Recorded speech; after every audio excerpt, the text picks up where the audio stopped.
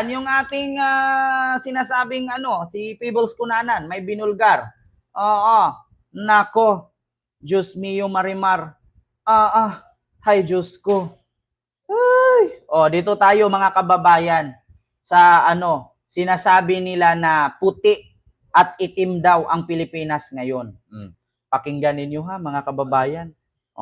Puti itim ang Pilipinas ngayon, sasabi ni Sara at ni Amy Marcos. Ay hindi pumayag ang palasyo dyan. Kumukuda si Attorney Claire. Oo, syempre, puti itim ba naman? Ito na. Saan na yon? Mga kababayan, hanapin natin, puti o itim. Eto, pakinggan natin. May ads lang ha. Where's my suitcase? Papunta na po sa paputi. Konting kulan na lang, medyo maputi na. Papunta na sa pagkaputi. Ganito inilarawan ng Malacanang ang kalagayan ng bansa sa ilalim ng Marcos administration. Bakit nga ba sinabi nila na puti itim? Sabi ni Sara at papunta na sa puti. Sabi ni Attorney Claire Castro. Kasi ganito po kasi, mga kababayan. Pakita ko sa inyo ha, mga kababayans. Bakit nga, ano ba yung puti itim na yan? Ito po ha. Dito na lang siguro tayo sa mga kababayan. Dito na lang siguro tayo sa TikTok, magbukas. Saan na ba yung TikTok natin? Puti, itim. Amy Marcos, Marcos ads with Sara. Para malaman natin bakit ano ba yung puti na sinasabi. Ito ba yan? Sa utang bugso ng ating Itim. Ipaglalaban tayo ni Amy Marcos. Itim ngayon ang kulay ng bansa. Sa gutom at krimen, nagluluksa. Gutom na ang sikmura. Gutom pa sa hustisya. Hinigipit ang hindi kaalyansa. Marami ang nagsasalita. Pero sino lang ba ang may ginawa? Sino? Amy, sabi ni Amy, sino lang ba ang may ginawa? Amy, yung paggawa-gawa mo ng hearing, hindi nakakatulong sa Pilipino yan. Pero yung pagpapakulong ni BBM kay Alice Go, pagpapakulong kay Duterte, malaking naitulong sa bayan yun. Bakit? Nakulang-kulangan na ang kriminal sa ating bansa. Yung pagpapasara ni BBM sa Pogo, malaking tulong sa mga Pilipino yon. Pero yung ginawa mo, sino lang ba ang may gawa? Yung pag-hiring-hiring mo sa Senado, hindi nakakatulong sa Pilipinas yan. Gastos lang. Bakit? Kung napatunayan dyan sa Senado na may managot sa pagkakulong ni Digong, yayaman ba ang mga Pilipino? Bababa ba ang tax na binabayaran namin? Yayaman ba at lalaki ba ang sahod ng mga manggagawa? Hindi. Di ba? Mas may nagawa si BBM kaysa sa iyo, kaya hindi ka na mananalo eh. Di ba? Ito, tuloy. Ang may ginagawa? Itim ang kulay ng pakikiraman. Itim ang kulay ng pakikiisa. Itim, laban ng tama. Itama ang mali. Iboto si Senator Amy. Diba, number 39? Itim daw, number 39. Itimin nyo na lahat, pati pangalan, mga kababayan. Itim. Sige, itimin mo lahat nang mawala. Pati yung bilog, pati pangalan, itimin ninyo lahat. So, yun ang sinabi, itim daw, itim sa administrasyon ni Marcos. Pakinggan natin ang sagot ni Attorney Claire Castro. Ito. Papunta na po sa paputi. Konting kulan na lang, medyo maputi na. Papunta na sa pagkaputi. Ganito inilarawan ng Malacanang ang kalagayan ng bansa sa ilalim ng Marcos administration. Taliwas ito sa paglalarawan sa campaign advertisement ni na Vice President Sara Duterte at Senator Amy Marcos ukol sa kalagayan ng Pilipinas. Itim ngayon ang kulay ng bansa. Sa gutom at krimen, nagluluksa. May buwelta si Palace Press Officer Yusek Claire Castro sa political ad na ito at sinabing mas aakma umano ito sa nakaraang administrasyon. Tama. Mas madidescribe siguro natin nung nakaraang Administrasyon, maitim. na sobrang itim at ngayon ay papaliwanag sa panahon ng kasalukuyang administrasyon. Alam niyo kung bakit sinabi ni Attorney Claire na mas maitim nung panahon ni Digong? Bakit? Napakadaming patay. Biruin nyo, 30,000 ang namatay. Tumba dito, tumba doon, hilatay dito, hilatay doon, salvage dito, salvage doon. Mas maitim po yung panahon ni Digong.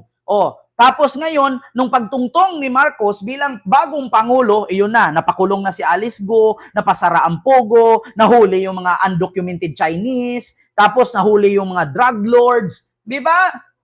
Napalaya si Dilima na pinakulong ni Digong kasi maitim nung panahon ni Digong. Yun ang totoo. Ngayon, pumuputi na. Bakit? Nawala na ang Lord of Drug Lords, napakulong na sa Netherlands. So, pumuti na ng pumuti. Di ba? Napakulong na si Alice Go, napakulong na si Kibuloy. Di ba? Sino pa? Nalabas ang baho ni Sara sa confidential fund. Kaya paputi na ng paputi, baliktad. Sa inyo ang paitim ng paitim, mga DDS, kasi dumidilim na kayo. Bakit? Nawawala na kayo eh. Yun ang totoo. Tama naman ang advertisement. Huwag na nating kontrahin yung advertisement ni Sara at ni Aimee. Paitim po talaga. Bakit? Umuunting dumidilim sa partido nila. Umuunting nawawala sila eh. Yung idol nila, pinakataas nila, nakulong na. Umiitim. Tama naman. Wag na nating kontrahin. Umiitim talaga. Kasi padilim ng padilim eh. Biruin nyo, yung lolo nila, si Fentanyl, nakulong na. Yung Diyos nila, kapag hindi kayo dumaan sa akin, hindi kayo mapunta sa langit, nakulong na rin. Tapos, yung isa din, na protektor ng pugo, si Harry Roque, yung Barney na baklang ayaw umamin, nagtago na sa Netherlands, nag-file ng asylum. Tapos, yung kanilang mayor na Chinese, na hindi naman totoong Pinoy, yung, Your Honor, hindi ka po maaalala, Your Honor. Kapag tapos po ako ng pag-aral, Your Honor, sa pamamagitan po kay Teacher Robelin. Si Teacher Robelin po nakatulong sa akin, Your Honor eh. Tapos kailangan, kada umaga, iinom ka ng kape kasi pag walang kape, hindi po talaga ako nabubuhay, Your Honor. Hindi ko po siya kilala, Your Honor. Hindi ko po maaalala eh. Kaya po, Your Honor eh, unti-unting pumuti eh. Shiminit, ni hao, shi pao, shi pu, Xi Jinping, gur-gur. I would like to acknowledge the presence of the President.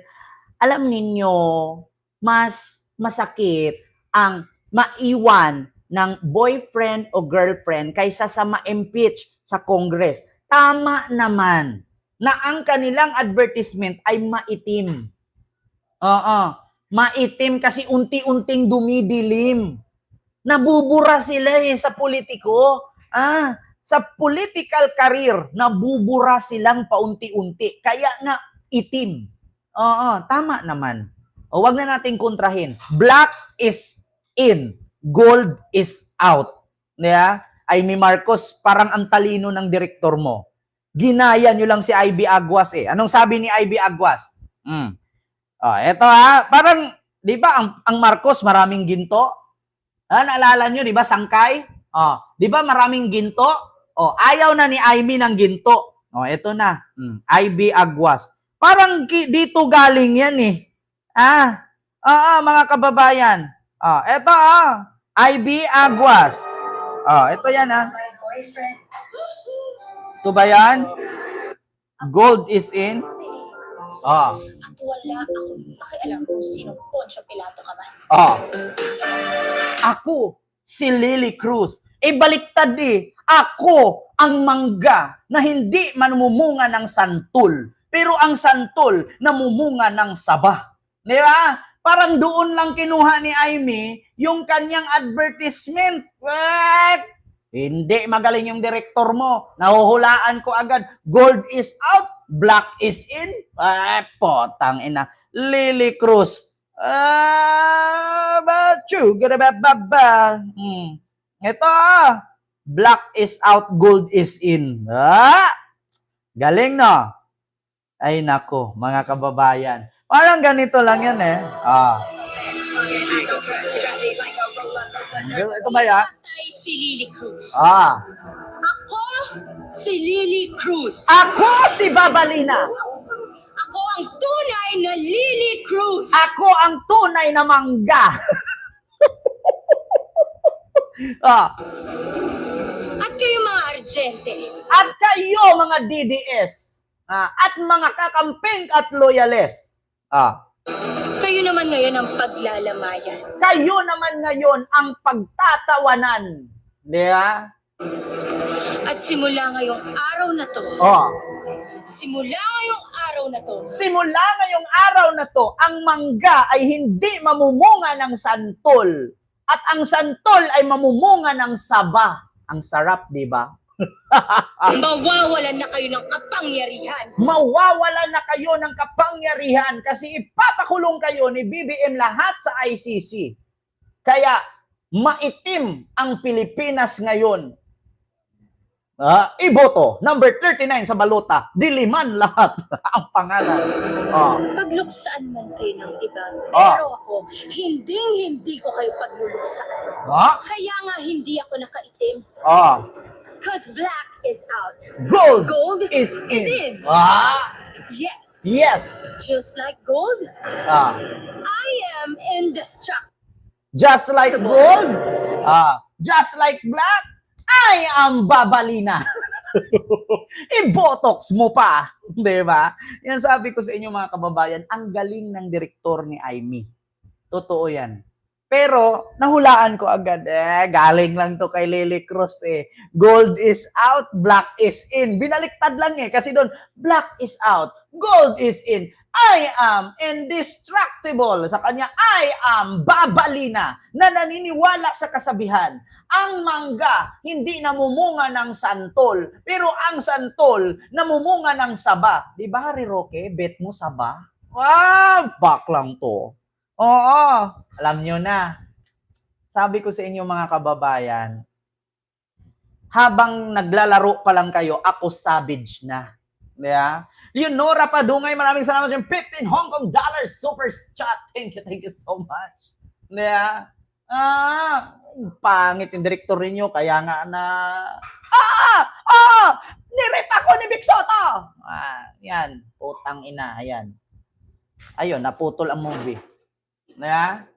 Gold is out, black is in. Maitim ang Pilipinas ngayon. Putang ina. Hindi na bago sa amin yan. Hindi man ganun pa kaputi, pero patungo na doon. Ayon sa Malacanang, bilang patunay, bumaba ang poverty rate sa 15.5% noong 2023 kumpara noong 2021 na may 18.1%. Ayon pa kay Jose Castro, hindi gusto ni Pangulong Ferdinand Marcos Jr. ang ganitong klaseng pangangampanya.